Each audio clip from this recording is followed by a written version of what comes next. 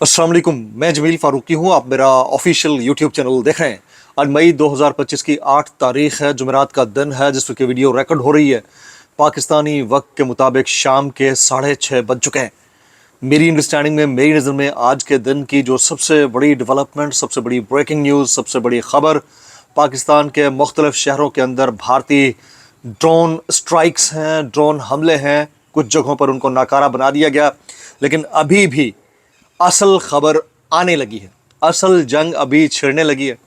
उससे वाबस्ता एक स्टोरी है, बड़ी इंपॉर्टेंट है। आप इसको अज़राह तफन्नुन भी समझ सकते हैं, लेकिन बहरहाल हालात यही हैं। अब से थोड़ी देर पहले जयशंकर ने ऐलान किया है कि पाकिस्तान ने उनके कुछ टेरिटोरियल, सिविलियन टेरिटोरियल साइट्स के ऊपर अटैक किया गुज़िश्ता रात, जिसका जवाब वो बहरहाल देंगे। तो एक और धमकी दे दी गई है हमले की।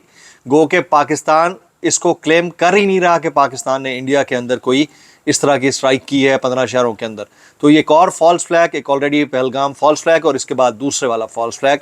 लेकिन हम कहाँ खड़े हैं, किस तरह खड़े हैं, कैसे खड़े हैं, पाकिस्तान जवाब देने की तैयारी में क्या रिलीज़ कर चुका है, उसकी डिटेल्स भी मैं शेयर करने लगा हूँ। अभी थोड़ी देर पहले, चंद लम्हे पहले की अपडेट है कि ननकाना साहब के नवाही गांव धार वाली में भी भारत ने ड्रोन हमला किया है। हमारी तरफ से ये कहा जा रहा है कि डिसएंगेज किया जा रहा है इस तरह के ड्रोन्स को, जिसकी वजह से वो गिर रहे हैं, जहां गिर रहे हैं तबाही फैला रहे हैं। जबकि जो इजरायली साइट है जिसने इन ड्रोन्स को तैयार किया है, वो ये क्लेम करती है कि ये टारगेट को हिट होने से पहले खुद ब खुद तबाह हो जाते हैं। ये एक नई टेक्नोलॉजी है जो पहली दफ़ा ज़मीन पर देखी गई है। अब क्या इसके अंदर सदाकत है, कितनी सदाकत है इजराइल के दावे में, वो अपनी जगह के ऊपर। बहरहाल हम अपने फर्म स्टांस के साथ खड़े हैं, जो हमारी ज़ाहिर ऑफिशियल साइड है उसके ऊपर। लेकिन आप सोचिए कि भारत ड्रोन हमले कर रहा है, भारत ड्रोन अटैक कर रहा है, और हमारे यहाँ गिरफ्तार शहरबानो, एक कमसन सोशल एक्टिविस्ट है, पीटीआई को सपोर्ट करती है, इमरान खान से प्यार करती है, उनके गिरद घेरा तंग किया जाता है, उनके घर का मुहासरा किया जाता है। कई गाड़ियाँ मुबैना तौर के ऊपर वहाँ पहुँचती हैं, उनकी वालदा को उठा लिया जाता है और अभी तक किसी थाने में नहीं पेश किया गया।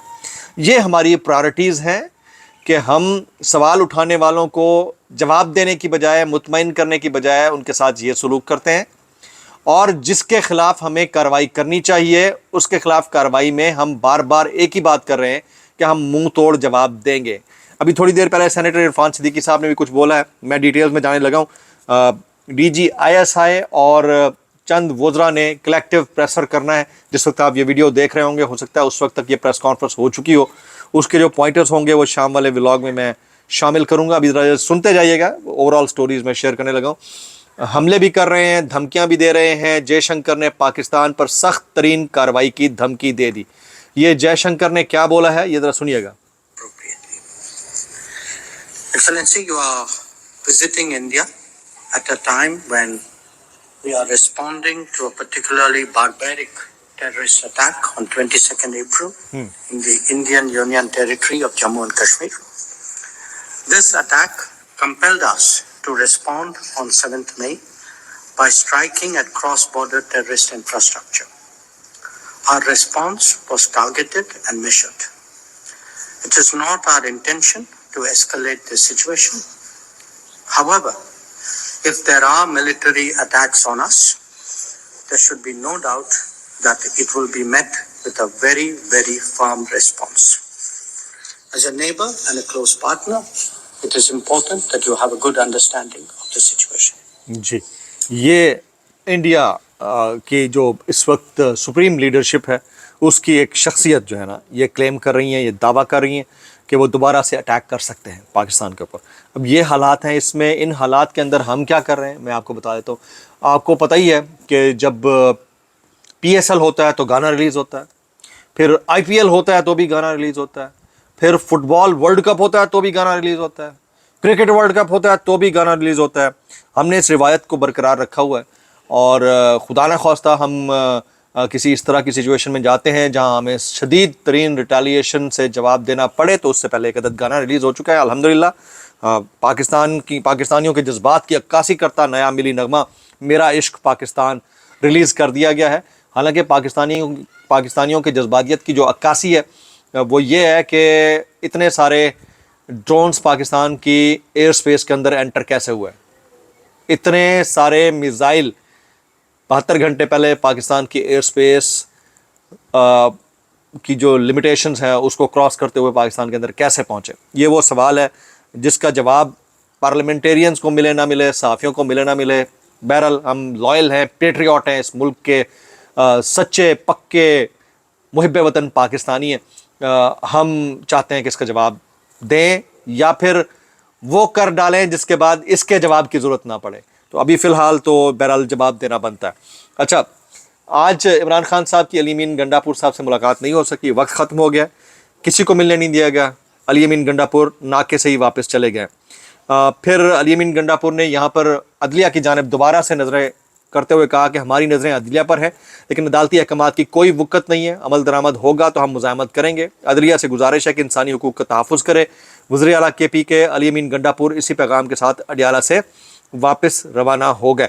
اچھا، کچھ لوگوں نے ایک خبر سرکولیٹ کی کہ فیصل مسجد کے قریب کوئی ڈرون اٹیک ہوا ہے، لیکن وہ فیک نیوز تھی، غلط خبر تھی. اس کی کریکشن میں کر دیتا ہوں. اچھا، ابھی تھوڑی دیر پہلے ایک بھارتی وزارت دفاع نے کچھ کلیمز کیے ہیں، وہ میں شیئر کر دیتا ہوں.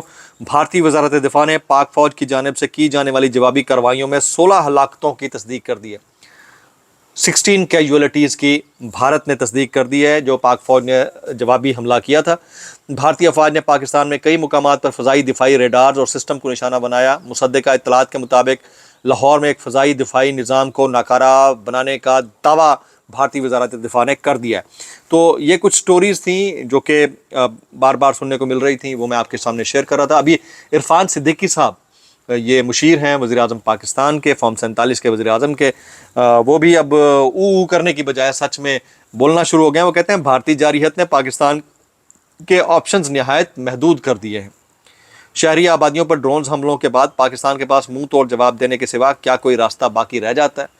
تو بھائی، یہ ڈرونز اٹیک سہنے کی نوبت کیوں آئی ہے؟ اس سے پہلے ہی ہو جانا چاہیے تھا. Response should have been prompt on the spot, آنے نہیں دینا چاہیے تھا. میرا خیال یہ ہے.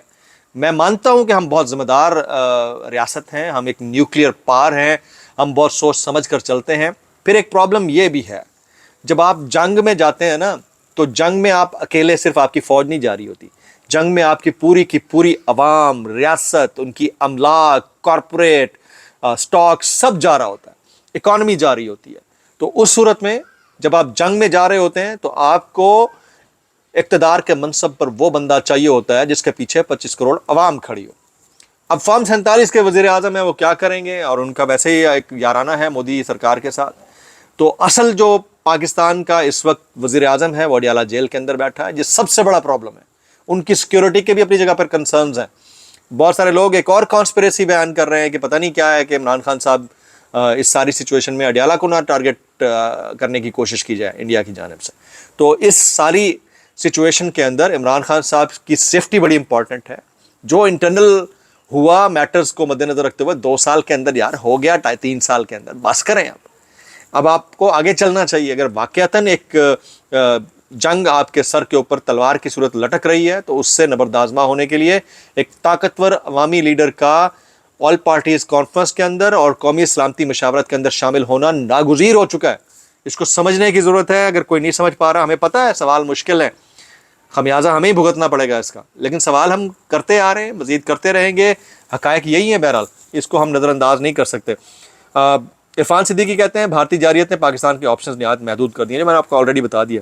مولانا فضل الرحمان صاحب نے 9 مئی کو یوم دفاع وطن منانے کا اعلان کر دیا. اچھا، اتفاق کے ساتھ ایک تو جنگ چھڑی ہوئی ہے، اوپر سے کل 9 مئی ہے، اوپر سے جمعہ ہے.